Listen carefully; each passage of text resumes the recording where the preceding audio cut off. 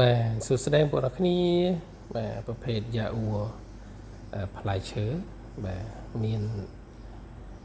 4រសជាតិបងប្អូនបាទមានត្រេនមានក្លែនមានប៊ឺមានស្ទ្រ៉ូប៊េរីបាទ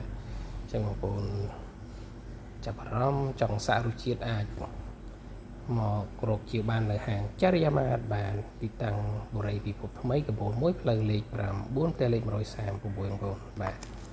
ហើយកៅធំហ្នឹងបងប្អូនបាទហើយតម្លៃមួយកៅតែ5000រៀលទេបាទខ្លះសេជូនតិច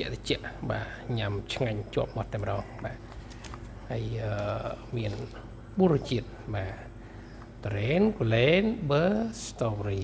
បាទអញ្ចឹងបងប្អូនចង់សាយអាចមករសជាបានណាបាទអាស័យដ្ឋាននៅបរិយាពិភពថ្មីបាទកបូល1បាទផ្លូវលេខ9ផ្ទះលេខ136បងប្អូនទៅឌីរសជាតិឆ្ងាញ់តែម្ដងបាទទឹកដោះអូយ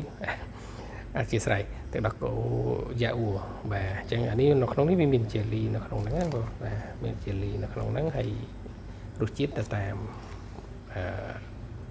ផ្លែឈើនីមួយៗអញ្ចឹងតែបាទ